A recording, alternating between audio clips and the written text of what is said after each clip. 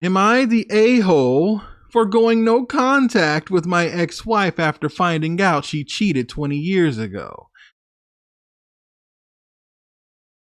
My ex-wife, 55-year-old female, and I, 54-year-old male, divorced about 6 years ago when she told our therapist that instead of working on our marriage, she would rather lay in bed and read books. Now I'm assuming I'm assuming you're sending me this from something else.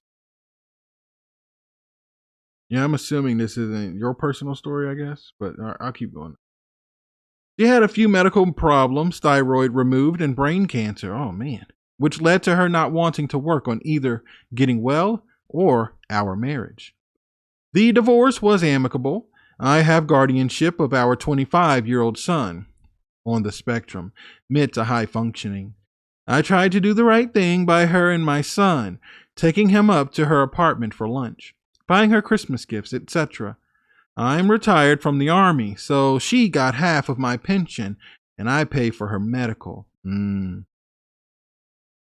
I joined the army in the mid 1990s when the oil bust in Oklahoma and all of the jobs dried up.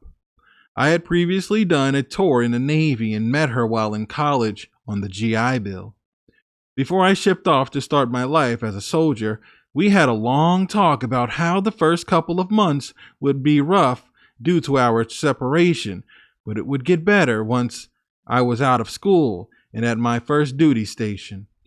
I had completed basic training and I was at AIT, Army for Technical School, and called her on the weekend, and she told me that she cheated with an old boyfriend.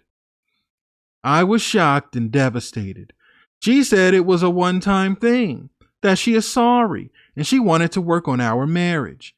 Being so close to graduating school and our life at our new duty station, away from old temptations, I agreed not to do anything until we met face to face. That's when the Army hit us with the old green weenie and unaccompanied, no dependents, 1-year tour in South Korea. The base was so remote that the road to it was a gravel track and the nearest town was 15-20 minutes away. Dang. I went home on leave prior to shipping out. First time I had been home in over 5 months. And we did talk about saving the marriage. I didn't want to give up on what could be a great adventure with someone I loved. It was tough, but I thought we could work through it. This is when our friends started dropping some heavy hints that she had been seeing her ex for a lot longer and for much more sexual activities. Foolish now, I know, but I actually cut them off to stand up for the wife. Mid-tour leave was very tense, and I spent most of my time sleeping on the couch, counting the days until I could go back to Korea. Once back in the land of the morning calm, phone calls between us became fewer and farther in between. We finally agreed that we would get a divorce and get out and get on with our lives. I wanted only my van, 1969 GMC, which I have had since I was 18. She could have everything else. The house I bought her, all of the appliances, furniture, everything.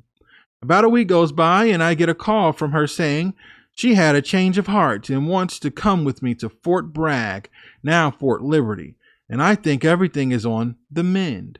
I thought that was true for the next 18 years, raising 2 children, male and female. For 10 of those years, her parents were living in the house I had bought and were always behind in rent, making hard to get out of the financial hole we had managed to get ourselves into. For context, while I was in Korea, my wife and her parents had racked up around $30,000 of debt using the house for collateral. Always be careful with the power of attorney. Fast forward to 2024. I have recently fallen into a YouTube hole about surviving infidelity, and it made me start to wonder about some things that I didn't catch up on until listening to your stories. Fast forward to last Thursday, she called to tell me that she did not have cancer. I said congratulations and said I had 3 questions for her. 1. What did you and your parents spend all the money on? $30,000 in 1995 was a hefty sum. 2. When I got back from my last tour in Iraq, why did she cut out all intimacy for a year? For context, I was a company commander of some of the finest human beings that have ever walked on Earth. Extremely stressful. Placing soldiers in harm's way never got easy. I lost 65 pounds in 15 months. While I was there, I kept a diary that was to be for her eyes only. In it, I wrote about the strain, about thinking what my pistol would taste like. Dang, man. About the new scars on my arm from the cutting I was doing. She knew my deepest, rawest feelings. 3. When I was in Korea, did she cheat on me? Here were her answers. 1. She had no idea, just spent it. 2. Just because she felt like it. Yep, going through the absolute worst time of my life, she said, nah. 3. Yes, 3 times, twice after we agreed to get back together. Stunned, I was asking why she was so lonely. Why did she stay with me? Her AP threw her away. Why she didn't tell me when I got back from Korea. She had finally began to forgive herself. Finally, I was asking her if the AP hadn't threw her away, would she have stayed, and said yes. I thanked her for giving me 2 wonderful kids and taking care of them while I was deployed. I then told her to never contact me unless it concerned the health of our children. So I was basically plan B, and she lied to me every day for over 20 years. To sum everything up, my ex-wife cheated on me 20 years ago, didn't tell me until this year, and I went no contact. Am I the a-hole? Wow. Man, I want to answer that. You're not the a-hole at all. You know, her life, what she did, her past came back to haunt her. No, you're not the a-hole. You say you went no contact, and you told her, don't contact me unless it's for the well-being of the children. Hold on. Reading this earlier. So you have full custody. The divorce was amicable. I have guardianship of our 25-year-old son. He's on the spectrum. Okay. So like you didn't abandon your kids is what I was thinking. Okay. Yeah, forget her, dude. NTA all day. NTA all day. Not the a-hole. You did nothing wrong. You didn't do anything wrong as far as leaving her, dude. That's messed up. I can't stand people, man. Like the cheating, the lying, the deception. It's like, stay with your crowd. You're a deceiver. Get with another deceiver. Leave the other people alone. Like, why do you have to leech to somebody that's true to you, that's going to be honest with you, that's going to give you everything, that's going to work hard for you, that's going to be loyal to you, love you? Why do you feel the need to destroy that person? Is it jealousy? How is that person able to remain monogamous? How is that person able to love one person and be loyal to one person and treat a person right? I can't do it. It's not fair. I need to destroy that person. I'll pretend and lie to them and destroy them. You know how many villains were created? How many good people turned bad because they got done wrong?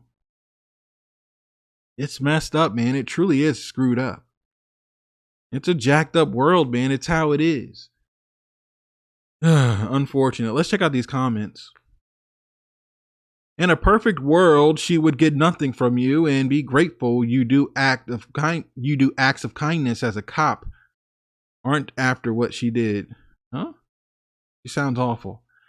I think I know what you were trying to say. He ended with, she sounds awful. NTA, I agree. I wish only bad things for her. Karma will find her one day. NTA. NTA, I cannot see any reason you need to be in contact. Your son is an adult and can manage contact if he wants to. I'm an adult with autism and on my own, but I suspect the capacity is not different in his situation to decide who he wants to spend his time with. You didn't just find out. You knew from very early on that she was a liar and a cheater. You chose to ignore the signs. Got some honest comments here. NTA, not the a-hole. She's a B, and now cancer-free B. Take all that you can, and good. Stay no contact. No, not the a-hole, and don't do crap for her. She's a piece of garbage who spent years lying and manipulating you. Yeah, man, it's some evil, evil people out here, man. Guys, what do you think? Is he an a-hole? Is he the a-hole?